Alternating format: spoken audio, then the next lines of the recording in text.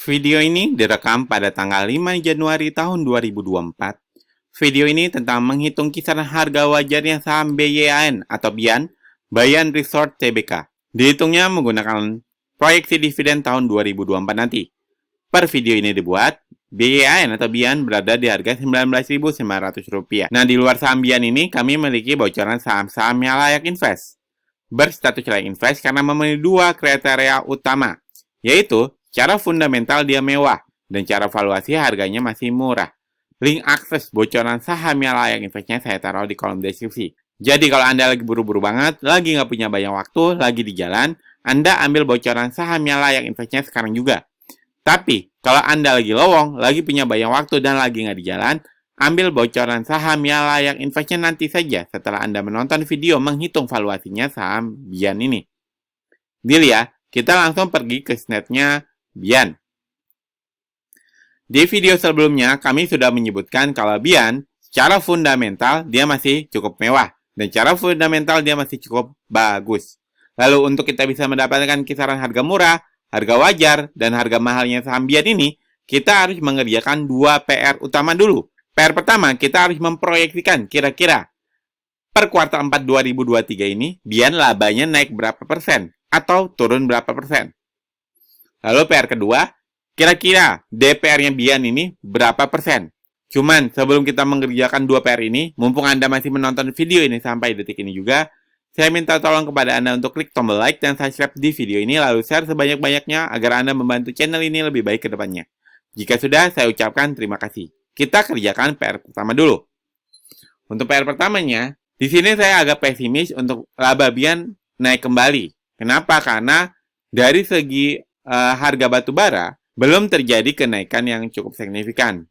Makanya di sini bisa jadi, ya prediksi saya, BIAN akan turun 5% untuk labanya. Kita anggap dulu laba BIAN turun 5% dan PR pertama telah selesai. Kita lanjut ke PR kedua. Untuk PR kedua ini, kita punya riwayat 4 angka, 32% hingga 92%. Lalu mana yang akan saya pakai? Di sini saya lebih cenderung memakai seperti tahun kemarin, yaitu 80%. Mengapa? Kenapa nggak 92%? Kenapa nggak 32%? Nah, ada alasannya. Di sini kita lihat bagaimana BIAN menghasilkan labanya cukup sedikit. Dan BIAN baru saja melakukan stock split Desember 2022. Maka di sini kemungkinan dia akan membagikan DPR seperti tahun kemarin, di mana di tahun kemarin ini sudah membagikan DPR sesuai dengan jumlah saham yang beredarnya, yang terbaru, yang setelah stock split. Makanya di sini saya optimisnya di 80%. Jadi jika labanya turun 5%, jika DPR-nya 80%, maka dividen yieldnya hanya 1,6%. Dengan SOBD 0,20, harga murahnya udah kelewat 84%, harga wajarnya udah kelewat 76%, dan harga mahalnya sudah kelewat 68%. Nah, kalau Anda mau protes, kita coba utak-atik di bagian kenaikan laba. Jika labanya BIAN naik, kemungkinan besar dia nggak naik sebesar tahun 2020. Ya. Karena di tahun 2020, di akhir 2020, itu udah terjadi kenaikan harga batu bara. Ya. Makanya, kemungkinan dia naik seperti tahun kemarin, yaitu 38%. Nah, kalau labanya naik 38%, maka dividen yieldnya itu 2,4%. Dengan SOBD 0,29, harga murahnya sudah kelewat 76%, harga wajarnya udah kelewat 65%, dan harga mahalnya udah kelewat 53%. 38% itu masih kekecilan. Coba dinaikkan seperti tahun 2021, naiknya 86%. Nah, disclaimer nih, tahun 2021 itu terjadi pelonjakan harga batu bara di akhir tahunnya, ya. Walaupun di tahun 2020 udah terlihat mulai ada kenaikan, tapi mulai menuju puncaknya di akhir 2021. Makanya menurut saya tidak akan tercapai kalau naiknya 86%. Tapi kita coba saja. 86%.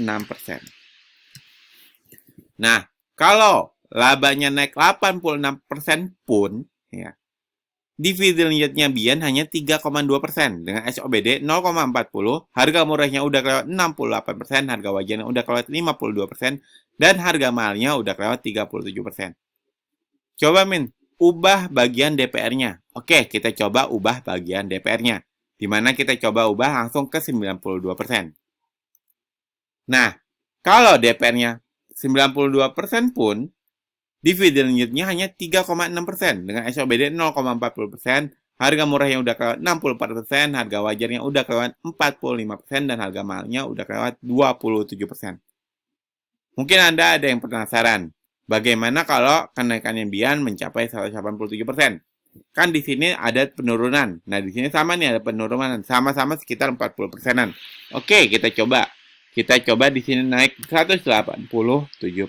Nah, kalau naik labanya itu 187% dengan DPR-nya 92%, maka dividen yield-nya itu 5,6%. Dengan SOBD 0,61, dengan harga murah udah kelewat 44%, harga wajarnya sudah kelewat 16%, dan harga mahalnya masih berpotensi naik 13% lagi.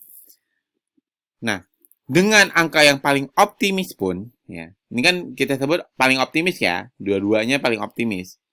Bian itu sudah terlewat dari harga wajarnya dan sedang menuju ke harga mahalnya. Lalu kami yang mana? Kami tetap teguh dengan pendirian kami, di mana di sini kemungkinan Bian turun 5% dengan DPR yang hanya 80%. Maka kalau dilihat dari sini dapat disimpulkan kalau Bian ini sudah melewati harga mahalnya. Nah, buat Anda yang ingin dihitungkan juga kisaran harga murah, wajar, dan mahalnya saham-saham yang Anda sedang incar ataupun saham-saham yang sedang Anda pegang, silakan tulis kode sahamnya di kolom komentar. Monggo saya berikan waktu 5 detik untuk Anda tulis kode saham yang ingin kami analisa di kolom komentar.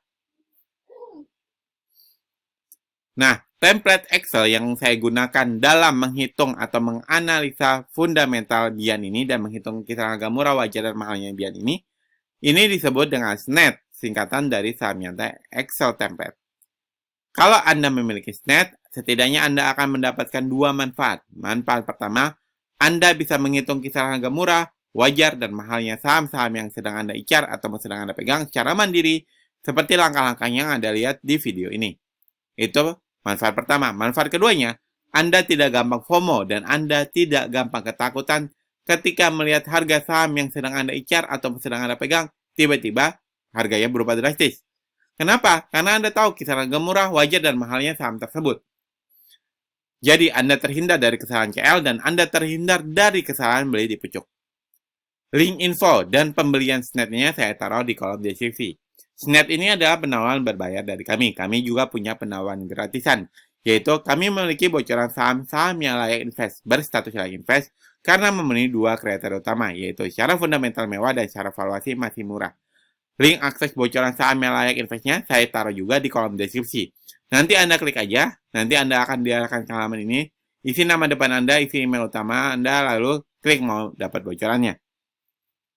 Mungkin Anda akan bertanya, kok saham nyantai berani sih memberikan bocoran saham yang layak invest? Emang sejago apa saham nyantai dalam berinvestasi? Kami tidak mengklaim diri kami jago dalam berinvestasi. Tapi biarkan data yang berbicara, di mana per kuartal 3 2023 ini, kami mendapatkan gain sebesar 28,62% dari 7 saham yang kami pegang. Nah, dari 7 saham ini hanya satu saham yang masih floating loss, yaitu MPMX. Sisanya sudah floating gain. Dengan floating gain terkecil, yaitu TSPC mencapai 23,21%. Dan floating gain terbesar, yaitu TPMA mencapai 82,29%. Nah, mungkin Anda akan bertanya lagi, emang aliran investasinya saham nyantai itu apa? Kok bisa mendapatkan gain sebesar ini? Aliran investasi kami adalah dividenmologi atau pendekatan dividen. Apa itu dividenmologi dan kenapa kami menggunakan? Silakan Anda baca di halaman ini. Saya sudah jelaskan kenapa kami menggunakan aliran dividenmologi. Seperti itu. Semoga bermanfaat, semoga dapat membantu Anda dalam berinvestasi. Wassalamualaikum warahmatullahi wabarakatuh.